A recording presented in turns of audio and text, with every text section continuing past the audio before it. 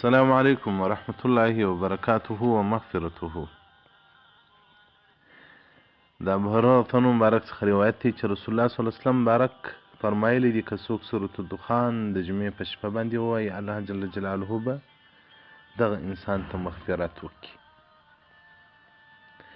او دغه رنګه د ابي امامه رضی الله عنه څخه روایت دی چې رسول الله صلی الله علیه وسلم مبارک وایي که چا سورة الدخان د جمعې په شپه باندې ووایي یا د جمعې په ورځ باندې الله جل جلاله به په جنت کې ورلره یو بیت ورکړي، یو کور به ورکړي چې هغه د جنت کورونه دي چې هغه کې به حورې او غلمان وي، هغه به د هر نعمت څخه پوره کور وي. او دغه رنګ د ابي رافع څخه روایت دی چې رسول الله صلی الله علیه و آله و صحبه وسلم فرمایي که چا سورة الدخان په شپه د جمعې باندې ووایه رسول الله صلی الله علیه و آله و صحبه وسلم وایي چې دغه انسان چې سهار راپورته کېږي مغفور به وي، الله به ورلره بخښه کړې وي. او الله جل جلاله به د حور العین څخه ښځې په نکاح باندې ورکړي، دا د نارینه په حق کې. او چې ښځینه یې ووایي هغه ته به الله جل جلاله مقامات بلند ورنصیب کړي. او دغه رنګه د ابي هريره رضی الله تعالی عنه څخه روایت دی چې رسول الله صلی الله علیه و آله و صحبه وسلم فرمایلی دي وایي که چا د جمعې په شپه باندې سورة دخان تلاوت کړ او سورة یاسین تلاوت کړ سهار ته به مغفور وي، الله به ګناهونه ټول ور معاف کړي. په بل روایت کې راځي وایي که چا د جمعې په شپه باندې سورة یاسین تلاوت کړ الله جل جلاله به ورلره عفو وکړي. او دغه رنګه د عبدالله بن عباس رضی الله عنه څخه روایت دی چې رسول الله فرمایلی دي که چا سورة آل عمران تلاوت کړ د جمعې په ورځ باندې الله او د الله ملائکې درود ور باندې وایي حتی تغیب الشمس تر هغه وخت چې لمر لویږي. سبحان الله. سورة آل عمران د جمعې په ورځ باندې ویل د الله او د الله د رحمت ملکې هغه ور باندې درود وایي تر هغه وخت پورې چې لمر لویږي.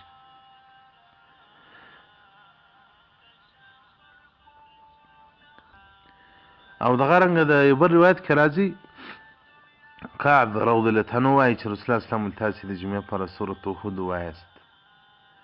الله جل جلاله دې موږ ته هر هغه عبادت را نصیب کړي چې د الله رسول امر ور باندې کړی وي. او دغه رنګه د رسول الله صلی الله علیه و آله و صحبه وسلم څخه روایت دی که چا د جمعې په شپه باندې سورة البقره او آل عمران سورت ووایه رسول الله صلی الله علیه وسلم مبارک وایي دومره اجر به الله ورکړي لکه له اولې مځکې څخه بیا تر هغه اوومې مځکې پورې او له اول اسمانه څخه بیا تر اووم اسمانه پورې. که څوک د جمعې په شپه باندې سورة البقره او سورة آل عمران تلاوت کړي الله به دومره اجر ورکړي د اولې مځکې څخه بیا تر اوومې مځکې پورې او د مخ د مځکې څخه بیا تر اووم اسمانه پورې. چې دومره عبادتونه سړی وکړي چې دومره وزن او دومره درانه وي نو به څومره عبادتونه وي، څومره کلونه به وخوري، څومره عمرونه به وخوري، څومره ستړیاوې به وخوري.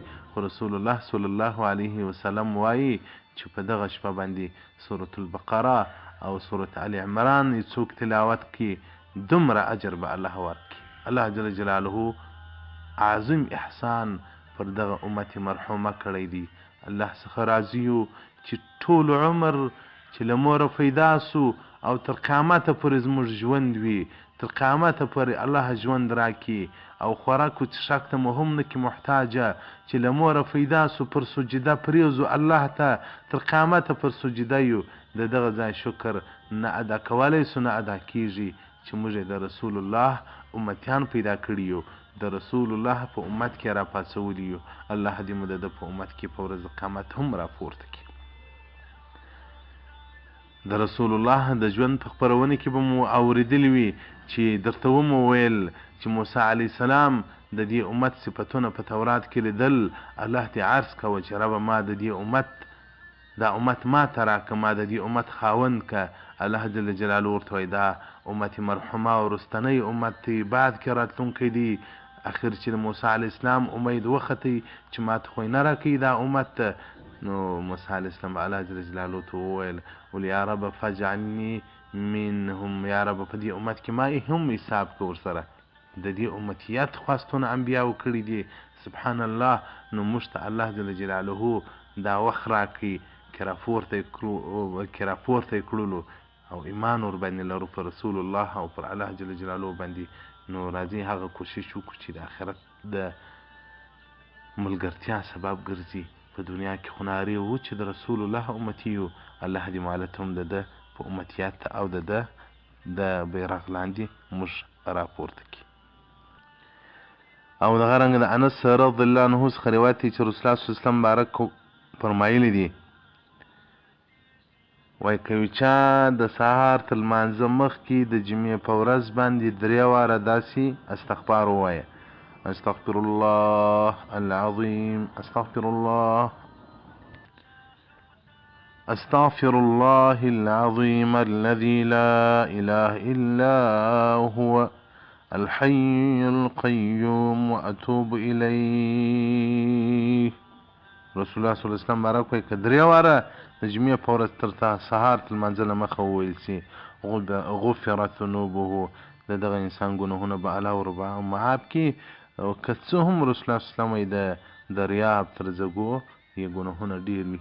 تاسې که دریاب ته پام کړي یا اوبه حرکت کې کوي، هغه اوبه ځګونه راوړي، دا د دریاب مخ دا د اوبو ځګو نیولی.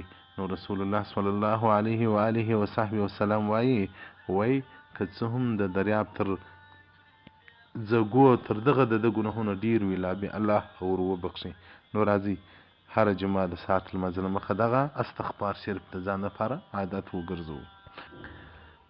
او دغه رنګه انس رضی الله عنه مبارک وایي چې د رجب میاشت چې براله، چې د خدای تعالی میاشتې موږ بولو، رسول الله صلی الله علیه وسلم بارک وویل یا رب موږ ته په دغه رجب کې برکت راکړه. اللهم بارک لنا فی رجب و شعبان، موږ ته په برات او په رجب کې برکت راکښېږده، او موږ د روزې میاشتې ته په خیر ورسوو. چې کوم وخت په شپه د جمعې راله، رسول الله صلی الله علیه وسلم بارک وویل دغه هغه سپینه ورځ ده، دغه هغه ښایسته ورځ ده. صحابه کرامو ته به ترغیب ورکاوه چې په دغه ورځ باندې اعمال نیک اعمال ډېر وکړي. نو دا حج المساکین او حج د امت دی، د هغه ورځ ده چې الله جل جلاله زموږ ستاسو دپاره حج ګرځولی ده. د جمعې لمونځ انسان کې وکړي، مخکې خپرونه کې درته ذکر کړول سول چې د جمعې لمونځ کې اوسي څومره اجر لري، هغه د حج کامل ثواب لري. له بعده مرغه خلک دغه شپه او دغه ورځ په ناروا باندې او په معصیت باندې د الله جل جلاله په ناخوښي باندې تېروي. دغه شپه باید موږ د درود شپه کړو، ورځ یې د درود د ورځ کړو، په دې کې باید تلاوتونه وکړو، په دې کې باید الله جل جلاله ذکرونه وکړو. بیا به په قبر کې راته نجات وي او په قبر کې به یو سرمایه سي. او که چیرې داسې کې غافله و، د جمعې شپه مو ورک و او چکو کرمبوټ ته ور ایستلي، فلمو کتلو ته مو ور ایستلي، نو بیا به الله جل جلاله ته څه وایو چې هغه ما یو معصومه پاکه ورځ در کړې وه او پاکه شپه مې در کړې وه، یهودو نصاراو ته مې نه ورکوله، پخوانو امتو ته مې نه ورکوله، دغه شپه او ورځ مو تاسو ته درکړه، تاسو په هغو کې څنګه بېغوري شروع کړې. خو چې دا وحی بندې سولې، رسول الله صلی الله علیه وسلم له دنیا ولاړی، که وایي اوس حیات وایي وحی نازلېدلی، زموږ په حق کې به دغه آیتونه راغلي وای لکه د یهودو په حق کې چې هغو د هفتې د ورځې احترام نه وکړي. الله جل جلاله په احترام امر کړی دی، بې احترامي کې وکول. او دغه رنګه آیتونه به کې راغلي وای لکه په نسواراو کې، نسواراو په حق کې چې کوم آیتونه راغله. او دا د رسول الله صلی الله علیه وسلم د شرافت او د عزت په وجه الله دا مسخه ایسته کړه. کنې موږ به هم لکه یهودو نسوارا ساره کښېنستلی بیزوګیان و خنزیران به وایي.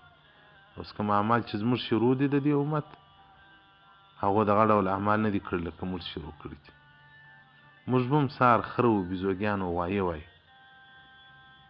نو رسول الله صلی الله علیه وسلم وایي زما امت په آخر زمانې کې د یهودو سره چواټه په چواټه سره برابر سي. که یهودو اعلانیه مور سره زنا کړې وه زما امتي بیا هم له مور سره وکړي.